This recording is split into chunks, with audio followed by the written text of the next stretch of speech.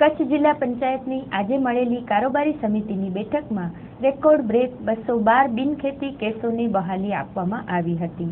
કારોબારી સમિતિના chairman Arvind Pindoriya, DDO RG ભાલારાની અધ્યક્ષતામાં યોજાયેલ બેઠકમાં કલમ 65 હેઠળ એનએના અત્યાર સુધીના રેકર્ડ બ્રેક એવા 212 કેસોનો તાબડતોબ મંજૂરી આપવા સાથે કલમ 66 તળેના શરતભંગના 2 કેસોને 40 પટનો દંડ વસૂલી બહાલ કરાયા હતા. નોંધનીય છે કે છેલ્લા કેટલાક સમયથી જિલ્લા પંચાયતની કારોબારીમાં બહાલ થતા બિનખેતીના કેસોનો આંક સતત ને સતત વિસ્તરતો જતો જોવા મળે છે.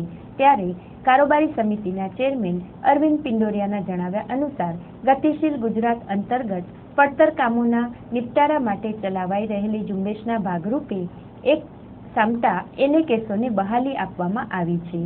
કારોબારી બેઠકમાં 13મા નાણાપંચ હેઠળના 81 લાખના કામોને મંજૂરી આપવા સાથે પંચાયત ધારા 153 હેઠળ લખપતની ફુલરા અને અંજારની ધમડકા ગ્રામ પંચાયતને બજેટ પાસ કરવા માટે વધુ એક તક આપવામાં આવી હતી.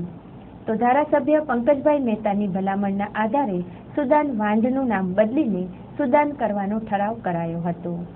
My school E school project માટે 45,000ની રકમ મંજૂર કરાઈ હતી. તો જિલ્લા પંચાયત સદસ્યોને પ્રચાર સાહિત્ય માટે બેગ આપવાનો નિર્ણય લેવાયો હતો. આજની કારોબારની અંદર 13મા નાણાપંચના વિકાસ કામોને મંજૂરી આપવામાં આવી. ઈ સ્કૂલ માય સ્કૂલના ખર્ચને પણ મંજૂરી આપવામાં આવી. 2 પંચાયતો સુપરસીડ કરવાની હતી એને પણ એક તક આપવામાં આવી, જેથી કરીને ગામની અંદર વિવાદ ઊભો ન થાય. એ બજેટ મંજૂર કરીને પાછી એ પંચાયતો અસ્તિત્વમાં રહે એ રીતે નિર્ણય કરવામાં આવ્યો. અને કલમ 65 હેઠળ 212 કેસોને મંજૂરી આપવામાં આવી અને 66 હેઠળ 2 કેસોને મંજૂરી આપવામાં આવી. એ તો જે લોકો બિનખેતી કેસોને અરજી કરેલી હોય એના ટાઇટલ ક્લિયર અને ફાઇલ સંપૂર્ણ પૂરી હોય એને આ બેઠકની અંદર મંજૂરી આપવામાં આવી. 108ની સેવા એવું કહેવામાં આવે છે કે અત્યારે બંધ હાલતમાં છે, એટલે એ સંકલનની અંદર આજે સંકલનની બેઠક છે એમાં અમારા જિલ્લા વિકાસ અધિકારીને પણ કહેવામાં આવ્યું અને રમેશભાઈને પણ કીધું કે આ સંકલનની અંદર મુદ્દો લઈ અને શું છે એ પ્રમાણે આગળની કાર્યવાહી કરવામાં આવશે.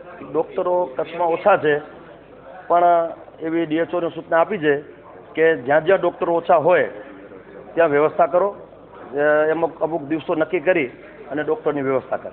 અમે શંકરભાઈ અમારા આરોગ્ય મંત્રીને વાત કરી છે કે ડૉક્ટરની તાત્કાલિક જગ્યા પૂરાય એવી મંત્રીશ્રીને વિનંતી કરવામાં આવેલી.